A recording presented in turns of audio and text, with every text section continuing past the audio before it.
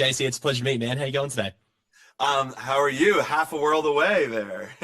Half a world away, and I'm doing incredibly well. Thanks for taking the time to chat. I guess I want to kick off with the idea of how you as a director use action and violence to tell Craven's story, how the action scenes actually inform the narrative, but also what an R rating actually did to help you tell that story. What was that process like? Yeah, it was a huge part of I've used action, before, never quite never quite like this, but it's the way I always try to describe it is that the action scenes should at their conclusion give you a very clear view of what I'm trying to do as a director for the character, right? So it's like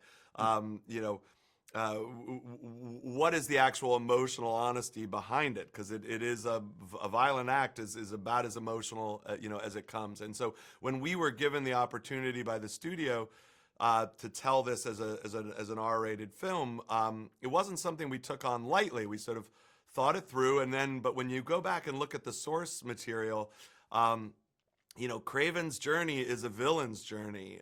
It is, we've structured it as as a classic origin story, structure, but it is a journey towards villainy, and so I think the R-rated violence and the emotional violence that takes place in the film. I think when people get a chance to see the whole film, they'll see that Russell Crowe, your guy's countryman, and Levi Miller, who's another one of your countrymen, Yes, is the younger Sergey. That relationship in the early parts of the film really set up the foundation for the violence that comes later. And so my job as a storyteller is to try and merge all those things together. So we'll see how I did.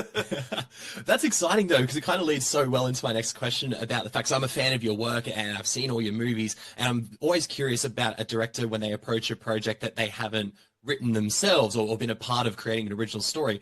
Does your process as a director change as it coming into an original story, from writing an original story to coming into an established universe already? Absolutely. I think those stories that I sort of, as I call them, I built from the ground up, which are just, from my brain. They usually have some basis, somewhere else, but it is structurally, it's just something that I kind of get to approach as the entire author of it. What's fun in this instance was the source materials. It's not so much other films in a way, but it was the comic books. They were almost this kind of Bible of canon to go back and dig into. And so I love that challenge. In fact, it's sort of why I veered off a little bit from, a little bit more of navel gazing kind of singular storytelling, because I was finding my directing muscles sort of getting a little atrophied in that I was, it sounds weird to say this, but by the time I had finished writing them, the story was almost done for me, and it was about executing that and just how do I get the right actor and how do I get the right location.